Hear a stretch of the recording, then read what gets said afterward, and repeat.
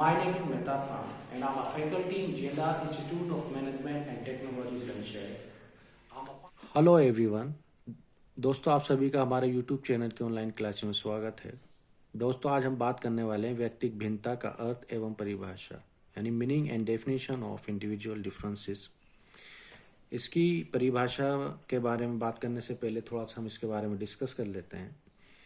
ये संसार जो है एक विचित्र अजायब घर की तरह है, जिसमें न जाने कितने प्रकार के लोग रहते हैं और सभी एक दूसरे से भिन्न भी होते हैं, यानी अलग अलग होते हैं। यहाँ तक कि एक जाति के प्राणी भी कुछ ना कुछ भिन्नता रखते हैं एक दूसरे से। वे एक दूसरे से किसी न किसी दृष्टि से अलग जरूर होते हैं, परंतु जब हम मनोविज्ञान में इस भिन्नता पर विचार करते हैं तो हमारा क्षेत्र सिर्फ और सिर्फ व्यक्तियों की आपसी भिन्नता तक ही सीमित होता है। अगर मनोविज्ञान की भाषा में देखा जाए तो दो व्यक्ति कभी भी एक जैसे नहीं होते। फॉर एग्जाम्पल, इंडिया के बारे में ही ले लीजिए आप। हमारे यहाँ लगभग 130 करोड़ की आबादी है और लगभग सभी एक दूसरे से देखने में अलग होते हैं। आप इंडिया की क्यों बात कर रहे हैं, आप पूरी दुनिया की बात कर लीजिए, जहाँ की आबादी लगभग 7 अरब से ज़्यादा है। तो हम अपने किसी भी जो पहचान का हमारा या संबंधी है उसे हम आसानी से पहचान सकते हैं। किस आधार पर? क्योंकि व्यक्ति भिन्नता के आधार पर उसे हम आसानी से पहचान सकते हैं। तो मनोवैज्ञानिकों ने व्यक्तियों की जो अंग प्रत्यंगों के भिन्नता के साथ साथ उनकी मानसिक शक्तियों की भिन्नता का भी अध्ययन किया गया है और उनकी जो मापन की विधियों का भी विकास किया गया इसके साथ में, और इन सब के आधार पर व्यक्तियों की भिन्नता को स्पष्ट किया गया है। अगर देखा जाए तो पुराने दौर में भी व्यक्तिगत भिन्नता होती थी। लोग एक दूसरे को क्या कहते हैं, लंबाई के आधार पर ही ले लीजिए। कोई ज़्यादा लंबा तो उसे लंबा के बोल दिया, छोटा है तो उसे नाटा। वेट के आधार पर ये मोटा है, ये पतला है। उसकी बुद्धि के आधार पर कि ये बुद्धिहीन है, ये बुद्धिमान है। तो पहले भी इस टाइप का व्यक्तिगत भिन्नता पाई जाती थी, काफ़ी पुराने समय से चला आ रहा है इसके बारे में भी। और 20वीं शताब्दी में पियर्सन है, केटिल है, टर्मेन है, टायलर तथा स्किनर, जो ये साइकोलॉजिस्ट हैं, इन्होंने व्यक्ति भिन्नता के कुछ कारक के आधार पर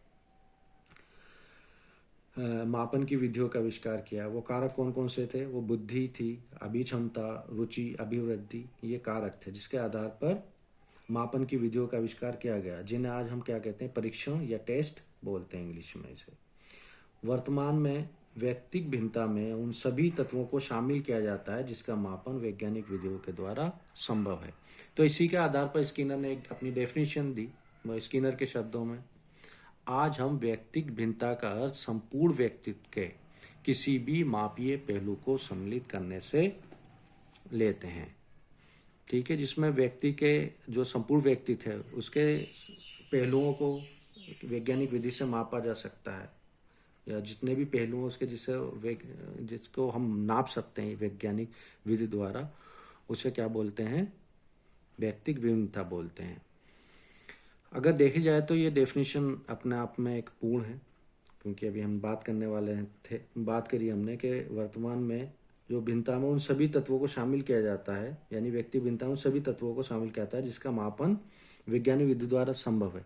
परंतु इसमें भी जो व्यक्तियों के जो गुण विशेष की स्थिति को स्पष्ट नहीं किया गया था, उसके बारे में पूरी तरह से नहीं बताया गया था, तो इसके आधार पर एक डेफिनेशन और दी गई। वो डेफिनेशन कुछ इस प्रकार है: व्यक्तिगत भिन्नता से तात्पर्य व्यक्ति विशेष के किसी गुण अथवा लक्षण विशेष के प्राप्तांक का उसके बड़े समूह पर प्राप्त मध्यमान के विचलन से होता है। तो उसके आधार पर यह दूसरी डेफिनेशन दी गई थी।